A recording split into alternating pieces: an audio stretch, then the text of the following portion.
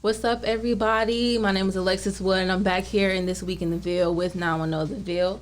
Today we have some special guests here that I'll be speaking with. We have Brendan, who is an intern here, part of our social media team, and we have Joshua Williams, who is a current prospect for the NFL. So today I'm going to get started and start with you, Brendan. I know you and Glory have been doing some things out in the community this week. Tell me about some places you went to and what stuck out. All right, so me and Gloria are foodies. So obviously we're going to go to a restaurant. So we went to this restaurant called Blue Moon Cafe located in downtown Fayetteville. Okay. When we first walked in, we saw this nice bar. It was all set up all nice, a bunch of different types of alcohols and rums and stuff. But we wasn't there for the alcohol. We was there for the food. Okay. So we got seated outside, and our waitress that we had was very informed on the menu items. And we started off with the appetizer, which was a hummus lemon dip. And it was really good. It had some fresh pita bread with a nice little garlic salad on the side, tore it up. And then after that, we got our entrees. Entrees came out real quick. Okay. Real quick. Wasn't even done with the appetizer. So the entrees was, I got chicken tacos with pico sauce on it. And then Gloria had got a chicken sandwich burger. No, chicken sandwich croissant with potato salad. Okay. And obviously we finished that. That was real good. Okay. And it was nice outside. Waitress was nice. Now, would you say it's for my people with a little bit in the pockets, or is it kind of high end? How's the price range on there? Is it the expensive? prices are amazing. Okay. Like, appetizer prices are kind of high, like $10, $13, $11. But it's an appetizer. That's okay. But entrees are the same price, so it really wasn't that bad. And the appetizers honestly could be its own entree, anyways. Okay, so they're big in portions. Yeah. Okay. Nice portion size. Okay. Did you go anywhere else this week? And then we went to the Hub. Okay. Tell me a little bit about the Hub. So the Hub basically it's located in downtown Fayetteville. It basically has a variety of offices, conference rooms that people can utilize to get business work done. Obviously, you can rent that space out. They have private spaces, open spaces, closed-in spaces, and even spaces outside. And they're planning on having additions to the building, so it's a constantly growing business. Okay. And you will see more of that if you go follow 910 The Ville on TikTok, Instagram, Twitter, and Facebook. You will see pictures and stuff like that, and hopefully something else coming soon. Heard that. All right. Thank you, Brendan. And like he said, every place that we visit throughout the week, y'all can find on all of our social media platforms. Make sure you follow, subscribe, and tune in. And now I'm going to flip the script and head over to our special guest, Mr. Joshua Williams. I'm just going to let you introduce yourself. Tell us a little bit about you. All right, I'm Joshua Williams. I attended Fayetteville State, for these past 4 years. And I had the opportunity to play football under Coach Hayes and under the Bronco football program to put myself in a position to participate in this year's NFL Combine. And, I'm just blessed to be in this position I am now, receiving the attention I am. And just this whole journey has been an experience. Okay, so first I want to talk about the Reeses Senior Bowl. If you just want to talk a little bit about that, tell me a little bit about the emotions you experienced. How did it feel to be a part of that? Right. Well, going back even before that, the summer before the season, we were practicing here up at Fayetteville State. And, I wrote a list of goals for myself. And one of those was, making the Reeses Senior Bowl, which was at the time was a pretty big obstacle to overcome. And, we get into training camp, and I just so happened to make one of the watch lists for the Reeses Senior Bowl. So that kind of gave me a little just motivation to go into the season and try to make some noise, now noticing that I am getting some attention and being looked at. So, I go through, and I'm blessed to have the season that I did.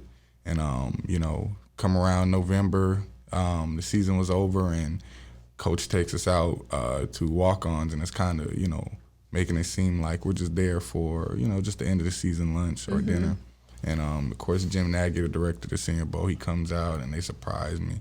It was a great, experience. And even just being there up in February, going against some of the best athletes and the best football players in national college football, it was a blessing. And I think I really did hold my own and show a lot of people what I can do.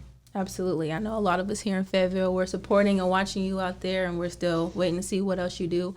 But I meant to ask, tell us about the position that you play, which is? I play cornerback, and, it is a very intriguing position just because the the skill set you have to have, and kind of just the way you play the position. It takes you have to be athletic, you have to be smart, you have to be disciplined, and I would honestly say it's probably one of the hardest positions to play in football, but also one of the most rewarding. Okay. So tell me what you think makes you stand out as a cornerback. There's plenty of quarterbacks out here. Right. But what about you? Do you think is what's catching people's eye now, making you stand out?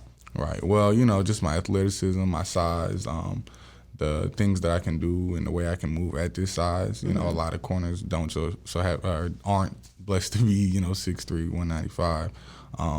And generally through history, a lot of cornerbacks have been a little on the smaller end comparatively to other positions on the football field. I've just been blessed to be able to be this size and do what I can do.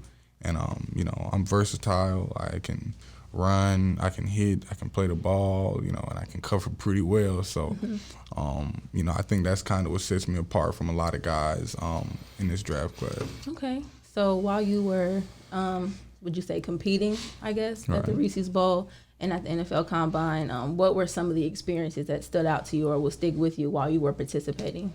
I would say just the experience of being against some of these people that scouts had questions on. They're always saying, well, he's a good player, but his level of competition wasn't the same. He didn't play at Alabama or Clemson. And, going out there and going against those players at those bigger schools, I felt like that was probably just the biggest takeaway. Seeing how I fared and matched up against, those big school guys and being able to hold my own. That was, a big confidence boost for myself, even though I honestly always felt like I could, match up against the best of the best. But just kind of getting that clarification and actually going out there and doing it, that was the biggest takeaway, seeing that I can actually do what I thought I could always do. Right. Okay.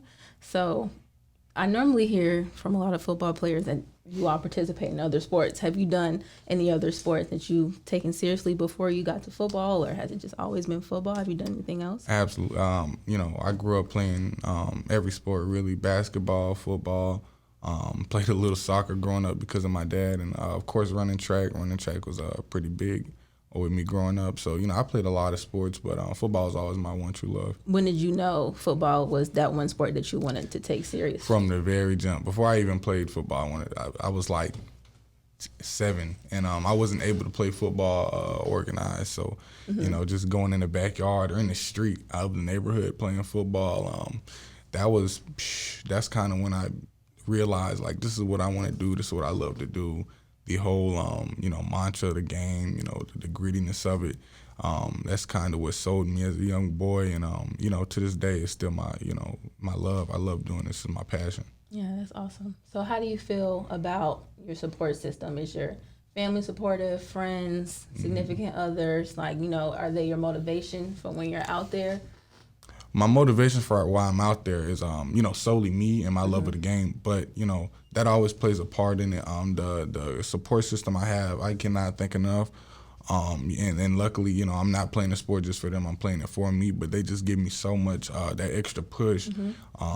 Whether I'm just feeling down or whether, I didn't at the combine, I didn't run the 40 I wanted to run. And just the outreach that I got from friends, family, coaches, teachers, from who knows how far back. They just all reach out and make sure I'm doing well.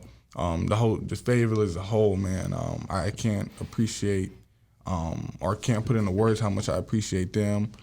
You all, everybody, that's who I want to give the most thanks to, everybody.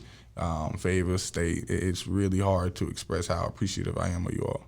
Yeah, just know, student body, faculty, we've all been supporting you a lot. And I'm glad that you mentioned the 40 because that was a highly anticipated event that I know myself and other students were talking about and watching as it was going. So I just want to know what you think your overall takeaway was from the entire combine. Did you have any strengths or weaknesses that you wanted to point out, or do you see any room for improvement for yourself as a player as you continue to move forward?